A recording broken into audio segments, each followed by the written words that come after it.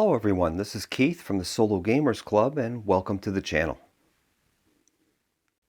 This is episode 3 of my campaign playthrough of Fire in the Sky, the Great Pacific War, 1941 to 1945.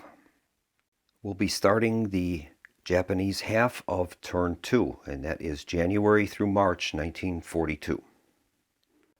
I had one correction from the previous video, and that involved the Pearl Harbor attack. When we were calculating the damage to the California and Tennessee, I ended up applying an extra dice roll modifier that I shouldn't have. So it ends up that the California and Tennessee was badly damaged, and we've placed that on the turn track for turn 4, and it will return as a reinforcement then.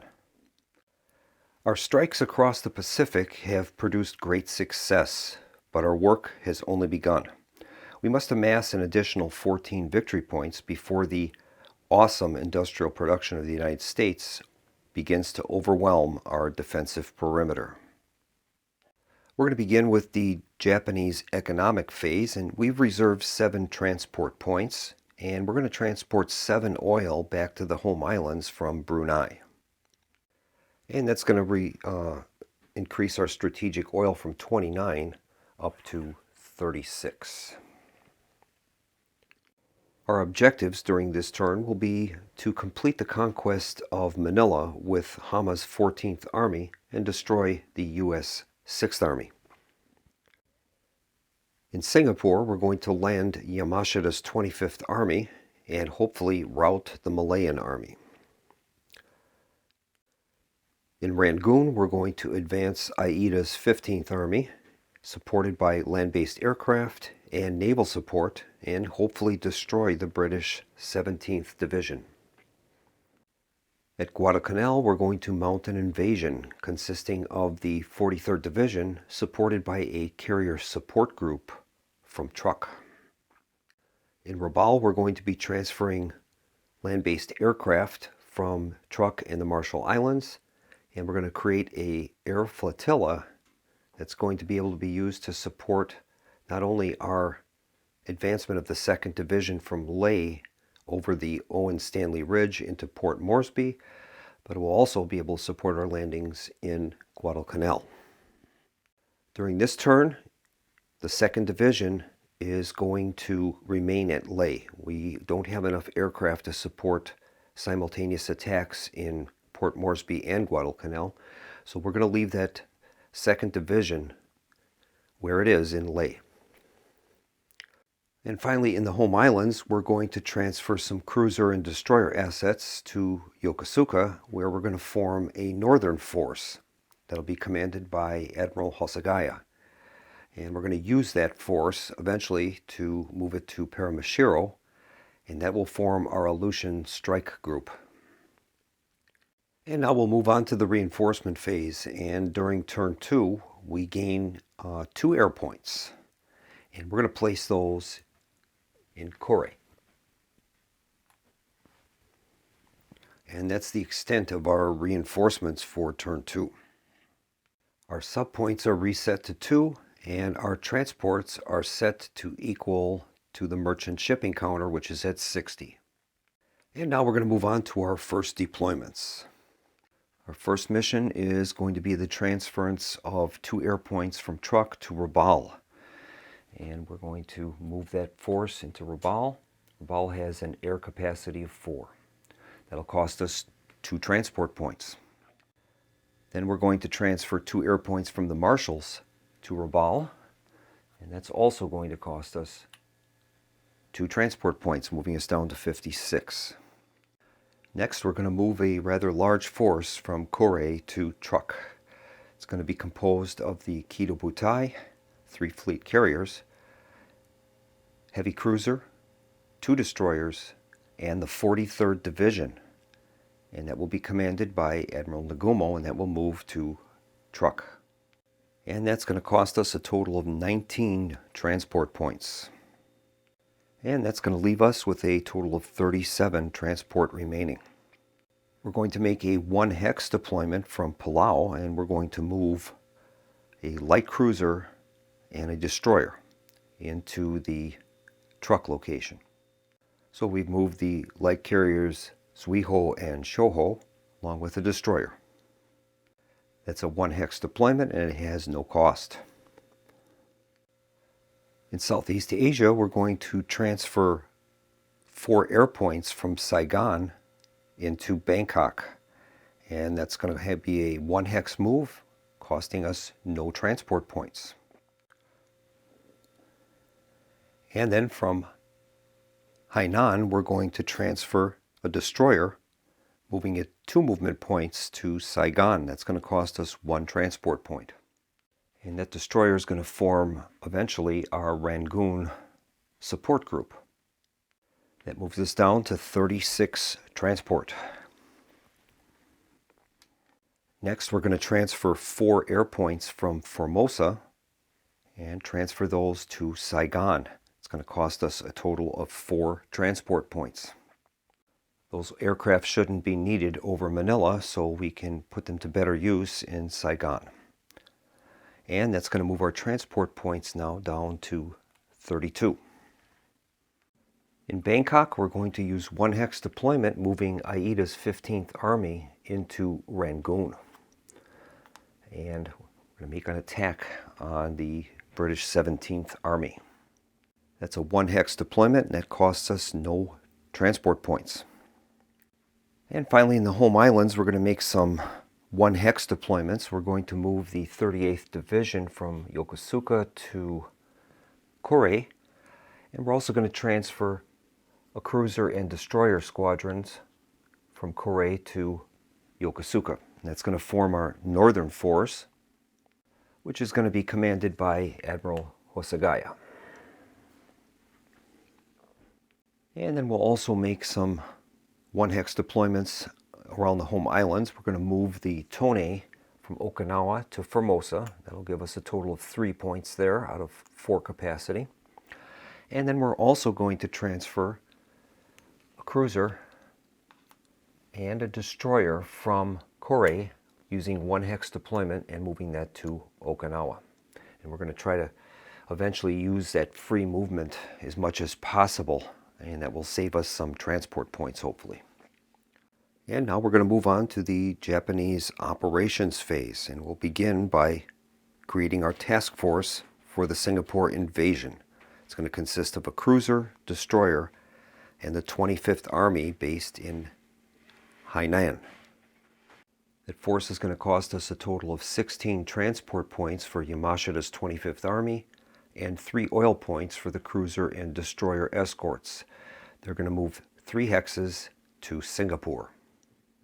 And the ground forces will be commanded by General Yamashita.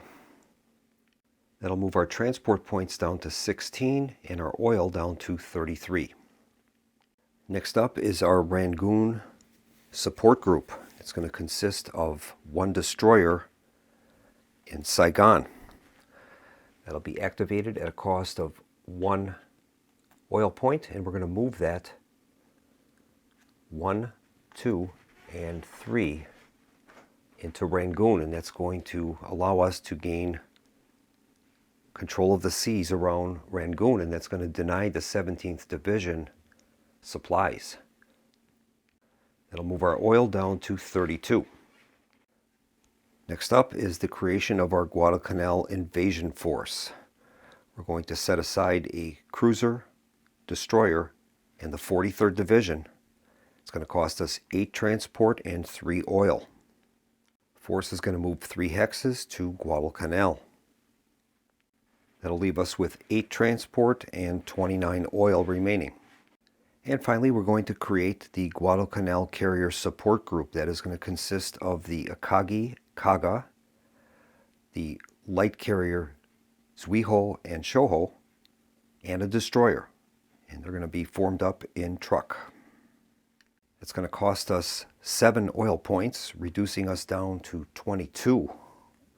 And we're going to move that force 3 hexes to Guadalcanal, and that will be our carrier support group for the landings. In total, we've spent 52 transport points and 14 oil, leaving us with 8 transport and 22 oil. And now we have to decide on the Allied reactions to these moves. The Allies have a carrier task force under Halsey at Noumea, and there is the Dutch forces in Surabaya, and those are really the only active forces that could respond. There's also the Australian light cruiser Perth in Brisbane. Now during this playthrough I'm primarily playing as the Japanese player, and I've created a oracle that's going to help me with tough decisions when moving the Allied forces. I'll bring that up on the screen, and I basically have a D12 table broken into 3 columns with probabilities. The event might be likely, a 50-50, or unlikely. And we're going to roll a D12, and that will tell us whether our proposal for the US or British or Dutch forces would be approved or disapproved, with varying degrees of success in that. Oh, incidentally, I'm going to be using the Tokyo Express counter on our invasion forces of Guadalcanal. And we'll have to determine what the probability of Halsey reacting into the Guadalcanal space is with his force. He has the Lexington and Saratoga, a heavy cruiser, and 2 destroyers. And he's going to be going against Akagi, Kaga, and the light carrier Zuiho and Shoho. So they would have a total of 6 air points, not to mention land-based aircraft that would likely be supporting the landings from Rabaul. I would think him responding would be unlikely. But we'll make a roll on the oracle and we'll find out what Halsey's going to do. Now, we don't have to abide by what the oracle says, but this would at least give us an indication as to how to respond with this. Personally, I don't think that the U.S. would commit their only carriers in the Pacific to this operation, considering the fact that we've got, Kaga, a light carrier, land-based aircraft, and the Tokyo Express. He's going to be outgunned, and I don't know if they would authorize that. But let's make a roll on the unlikely column and see what the recommendation is. The question is, does Halsey respond with the forces he has in the South Pacific, including the Perth, to attempt to stop the Japanese landings in Guadalcanal? Here's the roll. And he rolled a 2, and that says no and. No and is a definitive no and can often indicate the opposite view. So he's going to stay put then where he is, and I would agree with that roll if I was playing the Allies. Okay, let's take a look at Singapore and the possible intervention of the Dutch. Now, the Dutch Navy in Surabaya they're committed to holding their colonial possessions. I don't think they would intervene in British matters in Singapore, considering Singapore had 15-inch guns facing the sea, and I don't think they would risk their force. But we can make a roll on the chart just to see what the indication would be. So the question would be, do the Dutch respond to the Japanese landings in Singapore? Okay, well, I would definitely rule this as unlikely, so we'll make the roll and find out. Roll is an 8, and that says no, but. No, but is no, but a portion of the plan or idea might be authorized. Well, I think considering these realities, they would be basically outgunned with the escorts that are available, not to mention the fact of the long lance torpedoes and the land-based aircraft that would be supporting the landings from Saigon. So I don't think that they're going to respond. And that is going to end the reaction phase, and we'll move on to our commitments phase. The air commitments for the Japanese will be as follows. They're going to commit 8 air factors from Saigon to support the landings in Singapore. And they're going to commit 4 air points from Bangkok to support AIDA's attack into Rangoon.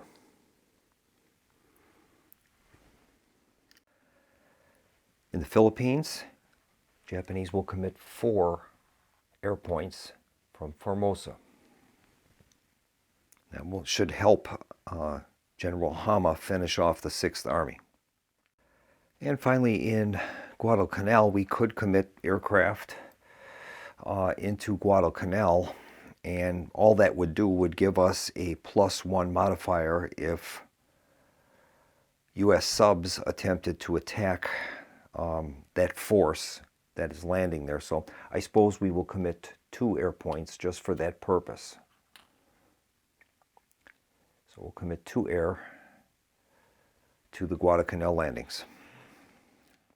And that's going to complete the air commitment phase, and we'll move on to the combat phase.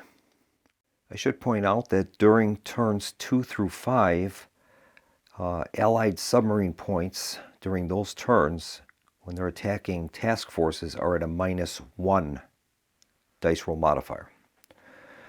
So it's a little better than it was during the December turn, but still not so good.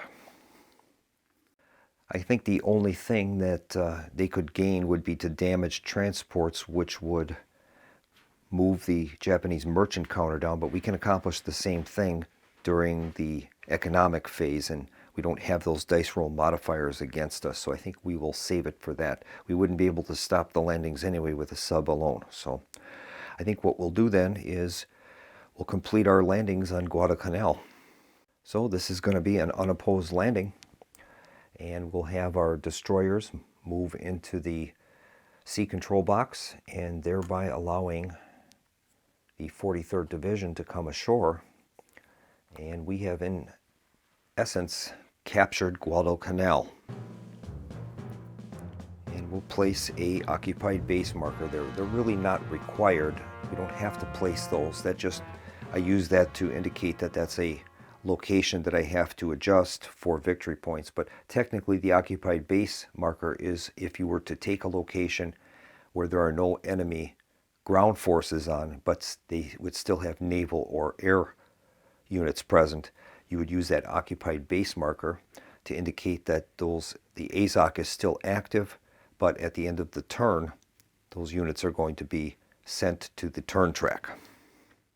Next up will be our battle in Manila, Hama's 14th Army against MacArthur's reduced 6th Army. And I think at this point, FDR is going to recall MacArthur to Australia. He doesn't want him to be captured. And we'll set this up on the battle board. All right, we've set the units up on the battle board, and we're going to calculate our air points for air combat. U.S. has none. The Japanese have a total of 4 long-range aircraft, which will calculate out to 2. So they have 2 air points, and that's going to give them air supremacy. So the Japanese have 2 air points, and they're going to commit those to ground support, and they're going to attack the beleaguered 6th Army.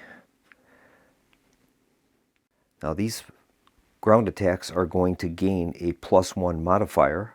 It says +1, player has air supremacy, and air point providing ground support. So each of these air points will get a +1 to their rolls. And we'll roll 2d6 and see what the effects are. +1. And they have no hits. That's a 1 and a 2, modified to a 2 and a 3. So those were unsuccessful. Now we'll switch to the ground combat step. 14th Army is in supply. No one has sea control. There were no naval forces present, so we would trace supply lines manually on the board. Well, we do have supply for the Japanese because we can get back to a home island. However, the U.S. does not have supply. They could trace supply through to Leyte, 2 points to Hollandia, 2 points to Port Moresby, but that's where they enter a Japanese air zone of control, and that would break that supply line. So the 6th Army is unsupplied. We'll be rolling 8 dice for Hama's 14th Army, and we'll hit on 5s and 6s. And the Japanese have a total of 2 hits. It's going to do 2 points of damage to the 6th Army. Now the 6th Army will respond. They're going to be rolling 4 dice, but they're only going to be hitting on 6s, so their job is very tough. Here's their roll. He rolled 1 success. That's going to do 1 point of damage to the 14th Army. And then we compare which side has the most damage, and that is the 6th Army. It is already reduced, so therefore it is eliminated. And Hama's 14th Army has taken Manila. We'll award him a occupied base marker. That will end the U.S. presence in the Philippines for the moment. So the 6th Army is destroyed, and that's going to be placed on the turn track 2 friendly reinforcement phases in the future. So because the Allies have not acted yet, we would count 1 for this current turn and 1 additional. So that means that the 6th Army will be placed on turn 3 of the turn track. And that will return as a reinforcement. Next, we'll turn our attention to the landings in Singapore. And we'll move those forces to the battle board. So we have Yamashita's 25th Army on transports, escorted by a destroyer and heavy cruiser, and 8 factors of long-ranged air coming from Saigon. The British have none, only Malayan Army. So the 8 factors are divided by 2. That's going to give the Japanese 4 air points, and in turn, air supremacy. And now we're going to do our target determinations.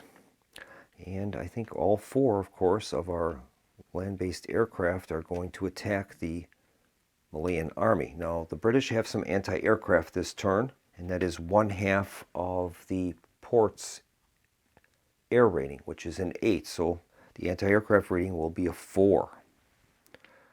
There will be no modifiers on this roll, so here is the roll. And they had 1 hit, so they managed to down 1 aircraft. That leaves the Japanese with 3 ground attack aircraft. So they have air supremacy and an air point providing ground support, so they'll be rolling 3 dice and a +1 modifier to that. And they managed to get 1 hit, and we'll mark the Malayan Army accordingly. These aircraft will fly back. Then the destroyer forces will take control of the waters around Singapore, and Yamashita's 25th Army is going to land. So the Japanese are in supply, they have sea control, and the Malayan Army is unsupplied. Each side will be rolling a total of 8 dice. Japanese will hit on a 5 or 6, the British on a 6 only. And here's the 25th Army's attack. And they did very well. They did a total of 5 hits.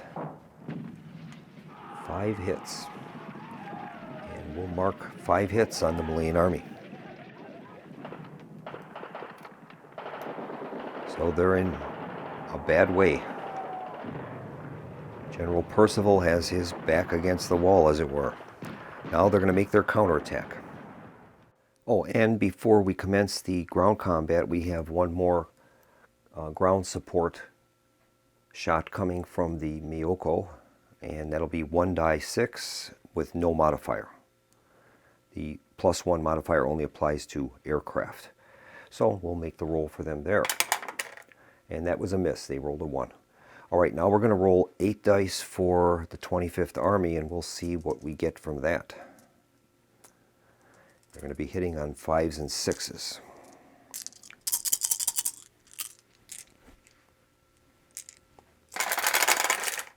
And they have a total of 3 hits, so we'll be adding 3 more damage to the Malayan Army.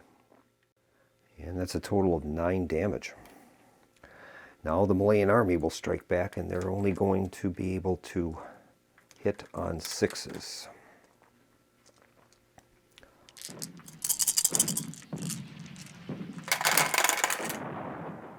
That's a cocked die, and they have 1 hit.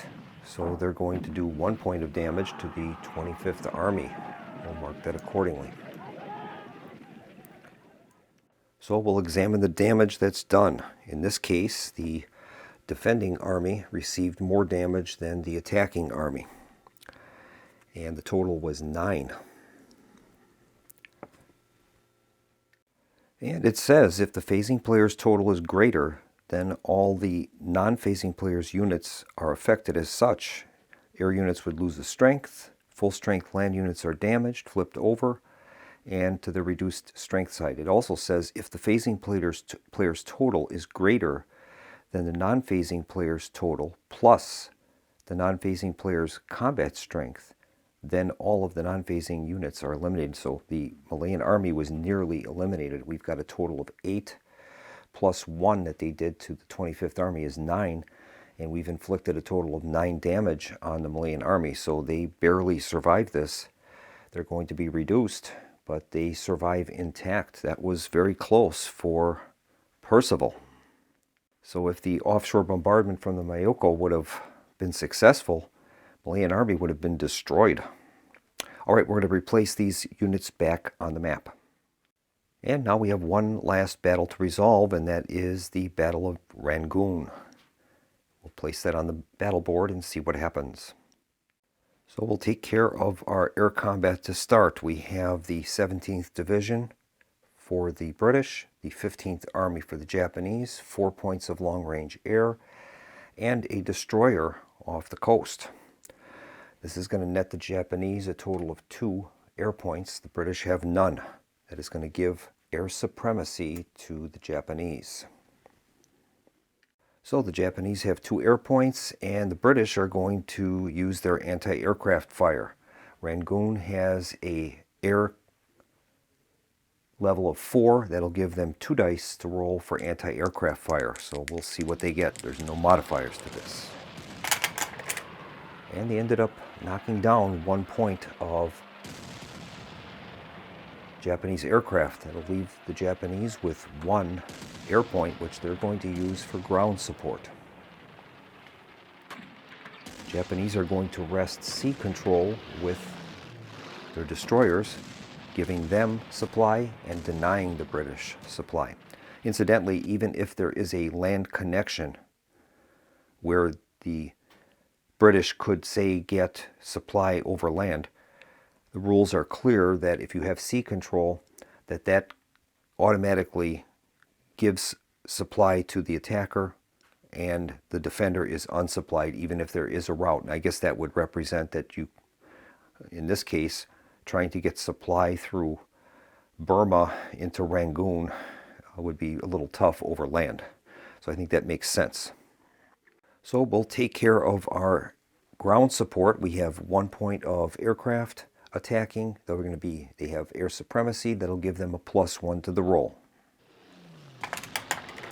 Roll is a 3, and that's modified to a 4, so there's no help there. Now we're going to take care of our ground combat, and we'll begin with Aida's 15th Army.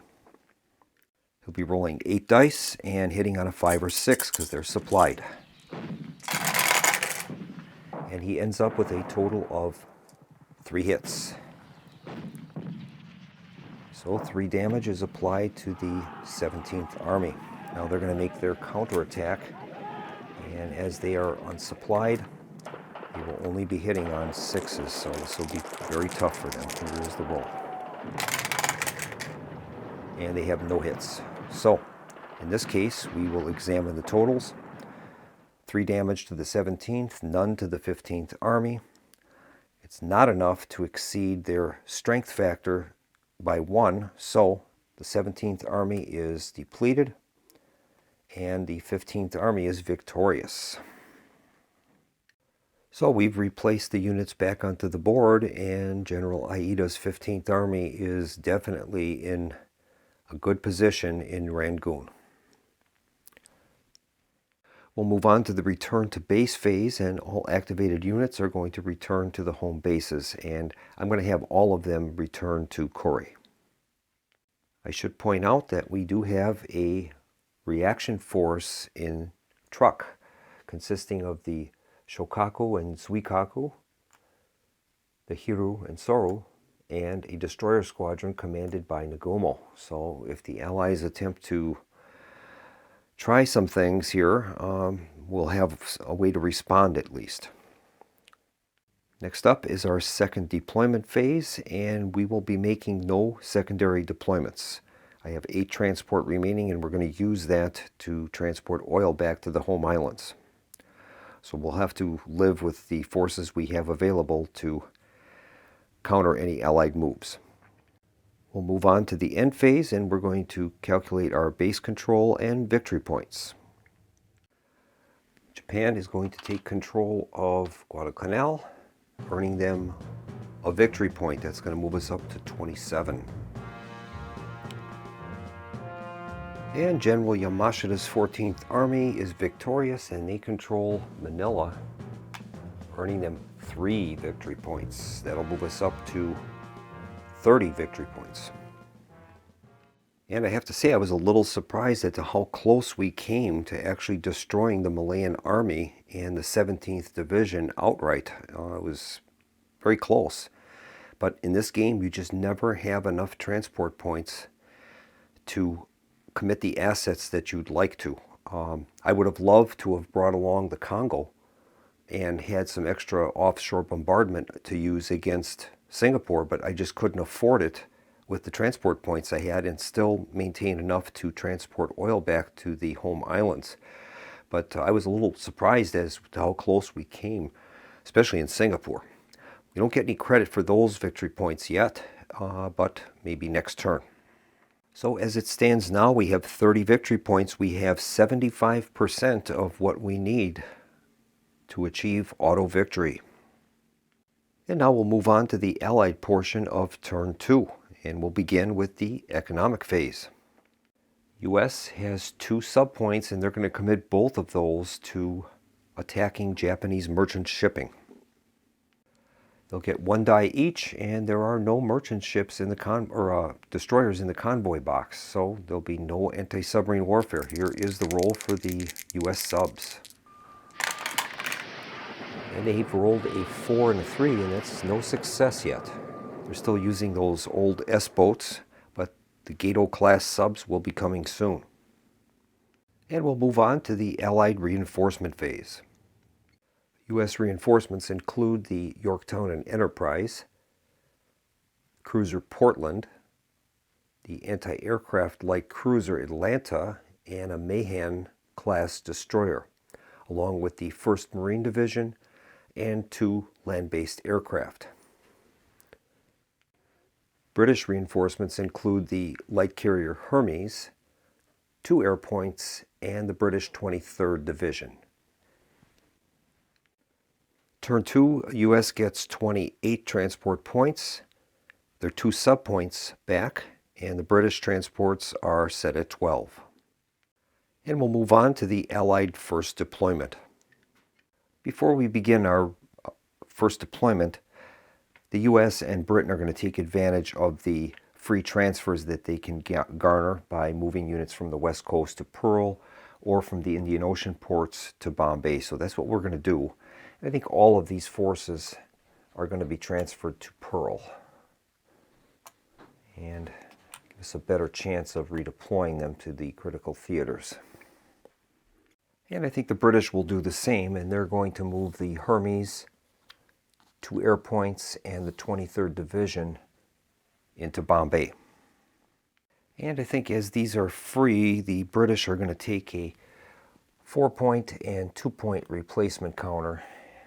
I don't think that we're really going to be able to resupply Singapore, but I guess it's possible that we could do a resupply to Rangoon.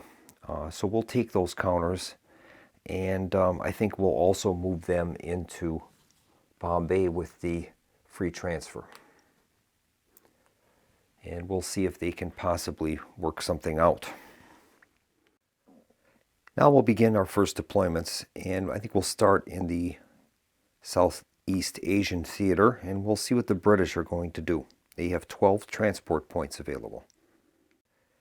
Well, any hope of resupplying Singapore, I think, is pretty much out the window.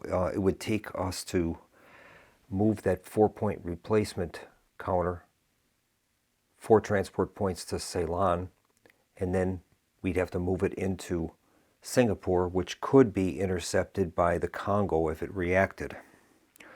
So I don't think that's a viable operation. But I think the resupply of Rangoon will go through. And this is going to be part of the sea movement.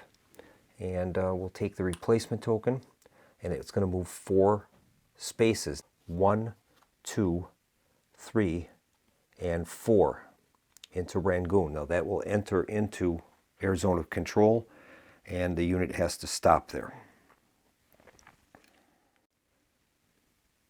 And that cost us a total of 2 transport points, putting the British down to 10.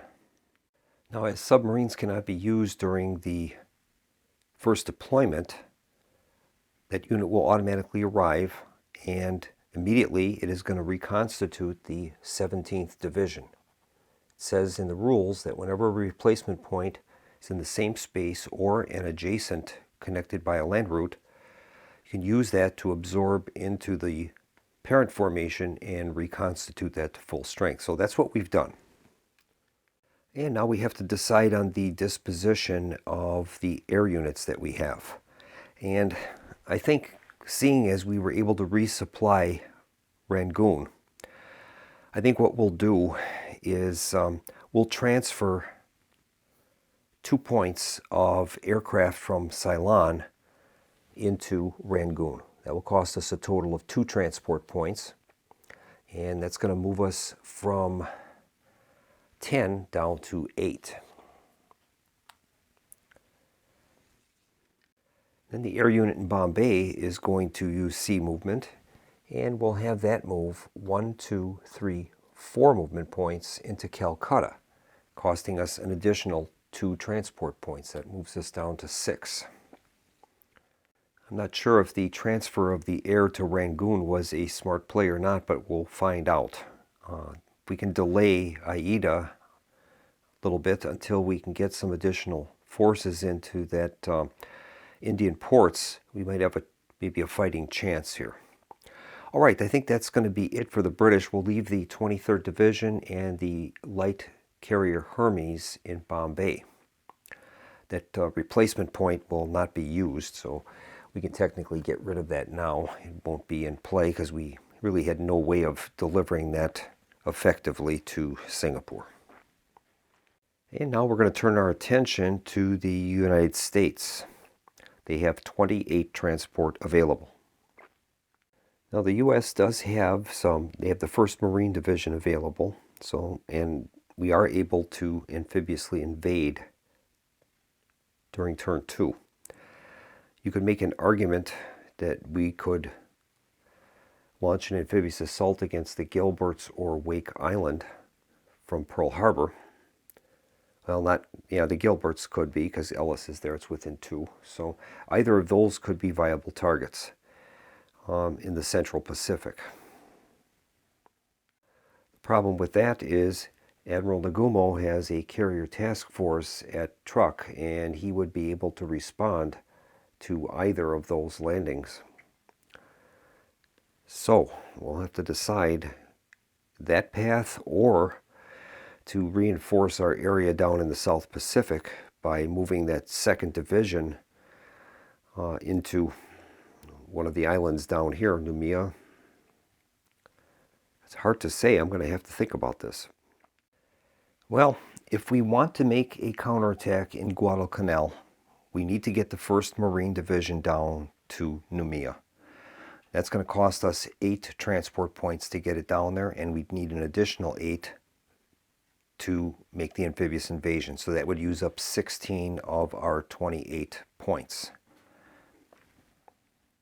That would leave us with 12 points, and that would be enough to move the Yorktown and the Atlanta down to Noumea. And we'd be able to have a carrier force down there and technically we could counterattack in Guadalcanal. I think that is the plan we're going to do. So we're going to move the 1st Marine Division from Pearl Harbor 4 spaces to Ellis and an additional 4 to Noumea. That'll cost us a total of 8 transport points, and that'll move us down to 20. Then we're going to build a task force consisting of the Yorktown Enterprise and the anti-aircraft light cruiser Atlanta. We'll put Jack Fletcher in charge, and we'll have that force. That would be a total cost of 6. From Pearl Harbor, it'll move 4 to Ellis and 4 movement points to Noumea, and that'll use up all the remaining points. That'll be 12 points, leaving us with 8, and that's just enough for the transport of the 1st Marine Division to Guadalcanal. If we don't counterattack in Guadalcanal, and they happen to get a landing on Espiritu Santo, they get an aircraft in there, that'll be a zone of control around that, and that's going to sever the U.S.-Australian line of communications. So I think we have to make a counterattack. There's no choice. If they come after Port Moresby, maybe it can survive. We've got an air point there with 4 ground forces, and we'll see what happens. So I think we will go with this route for the first deployment. So next up is our operational phase.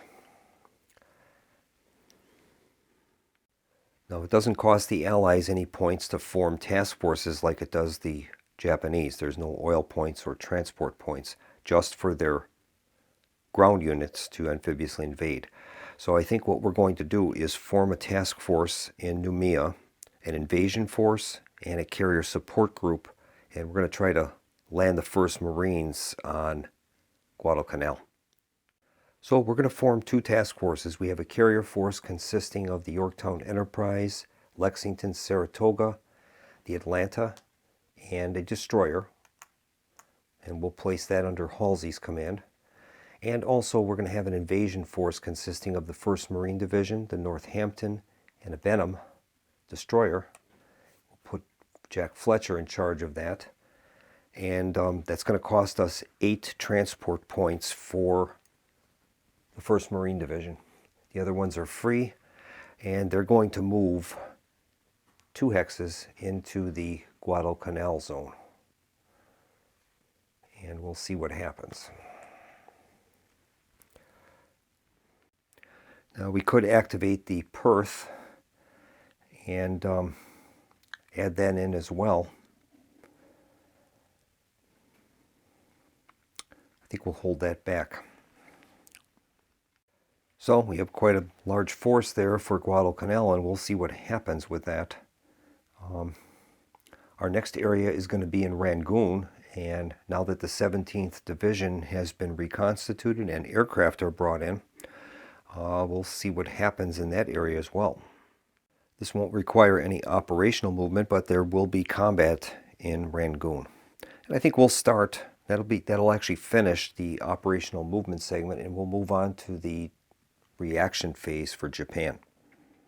Japan has no forces they had available in the Far East to react to the Rangoon situation, but they do have forces available in the South Pacific. And so as the Japanese player, we have to decide if we want to react to this Allied counteroffensive at Guadalcanal. What we have available to us is the Thru, Saru, Shokaku, Zuikaku, and a destroyer in Truk, and a destroyer in Palau. And those are really the only forces that will be in range to react to those moves. And I'm kind of inclined to not react. We'd be outgunned, I think, in aircraft by a little bit, although we would have our elite pilots for the Thru and Saru. But I think we'll just let the Allies play this out, and we'll see what happens with this landing. We can't use any land-based aircraft from Rabaul to support this because this is the U.S. turn. So we might be better off counterattacking and trying to resupply our 43rd Division if it survives this invasion. So I think we will just stand pat and not use any of our reaction ability. Now it's our air commitment phase, and I think we'll just keep the air forces in Port Moresby to defend that base when we could technically attempt, well, we can't because that would be long-range aircraft. We can't do that. It's only 1 point. So I guess we will keep those forces where they are, and we're going to commit the 2 British air points in Rabaul to Rabaul. So those 2 points will be committed into the hex of Rabaul, and technically we can commit these 2 from Calcutta to support that at half strength. So I think they'll do that. And I think we'll start with the Rangoon attack, and we'll lay that out on the battle board.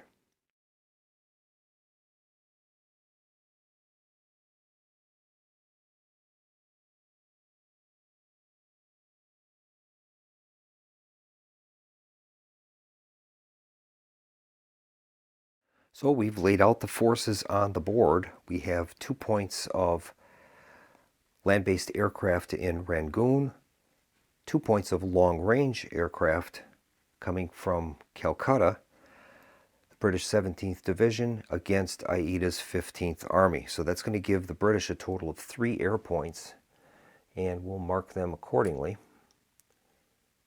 Japanese have no air points. So that is going to give the Allies air supremacy. Now the Japanese don't control that base, so they don't get any anti-aircraft ability. So the British are going to send their 3 air points in a ground support mission. Now the British have air supremacy, and these are ground attacks with air, so they're going to gain a +1 die roll modifier. So they're going to hit on a 4, 5, or 6. Here's their roll. And they ended up getting 1 hit, so we're going to mark the 15th Army with 1 point of damage. And that's going to take care of the air ground support. And now the 17th Division is going to launch its attack. Now neither side has sea control, so we have to trace our supply lines manually, and Japan is going to have supply through Bangkok, through Saigon, and back to eventually the home islands. The British are also supplied, and they have actually 2 methods to do it by. Through Burma and into Calcutta, and then on into eventually the Indian Ocean ports. But they're going to do it by sea because it's a lot easier. They can go from Rangoon to Ceylon, Ceylon to the Bombay, and then Bombay into the Indian ports. So both sides are supplied. And here's the British 17th Division attack. They're going to hit on 5s or 6s. And they have a total of 2 hits. That's interesting. So the 15th Army has 3 points of damage on it, and now it is going to make its attack, and they'll be rolling a total of 8 dice. And here's the Japanese roll. And they have a total of 4 hits. 4 hits. So we would place a total of 4 hits on 17th Division. And then we analyze this, and the attacking forces have taken more damage than the defenders. So in this case, nothing happens. The British counterattack, even with air support, was insufficient. So we'll place those forces back on the map, and then we'll move to our Guadalcanal situation. So we'll set this up on the battle board, and we've got a very large force going against the 43rd Division on Guadalcanal. So the U.S. carriers are going to provide a total of 8 air points between the Yorktown, Enterprise, Lexington, and Saratoga. We'll mark the U.S. with 8 air points. Japan has none. And all they have is the 43rd Division. So that is going to automatically give the U.S. air supremacy. Now we'll take care of our airstrikes. So the U.S. is going to have 8 air points, and the anti-aircraft ability of Guadalcanal is only 1. So the Japanese will have 1 die in anti-aircraft ability. He rolled a 4, so that is a miss. So all 8 points are going to be assigned to ground attack on the 43rd Division, and the U.S. will be rolling a total of 8 dice. And they're going to gain a +1 because it's air points with air supremacy in ground support roll. So this ground support roll is going to be hitting on a 4, 5, or 6, but it's +1. So here is the roll. And the U.S. has a total of only 3 hits.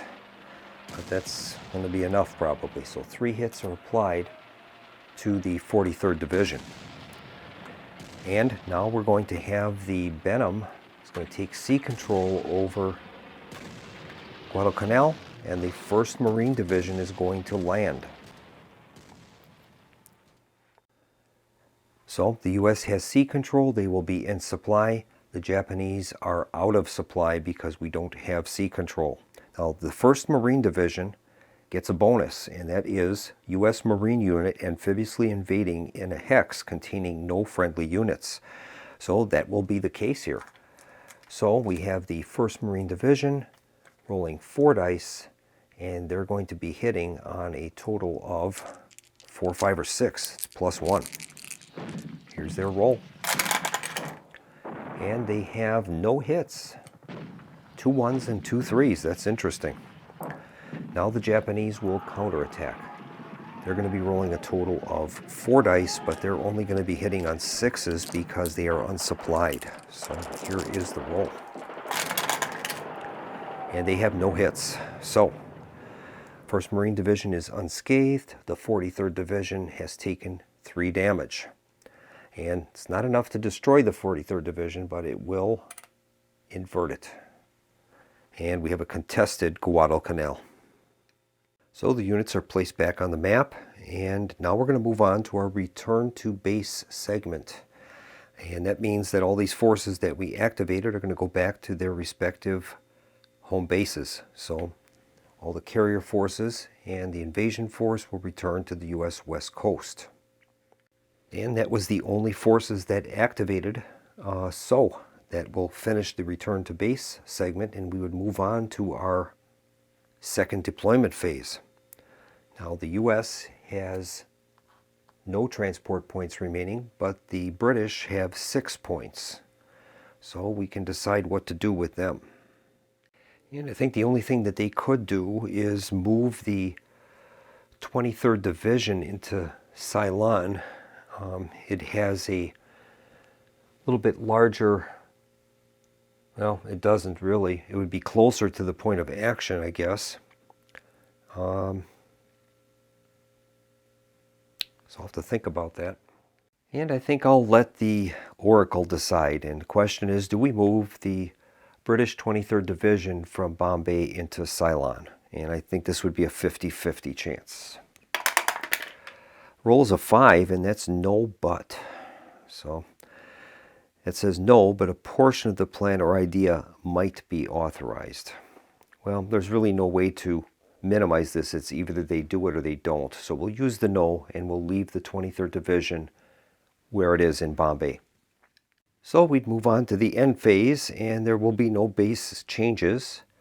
No one has taken control of any bases yet. And we're going to advance our turn record to the Japanese turn of turn 3. And I think we'll pick back up in the next video. So thanks so much for joining me at the Solo Gamers Club, and I hope you're enjoying this playthrough of Fire in the Sky, the Great Pacific War. Thanks for watching, and have a nice evening. Good night.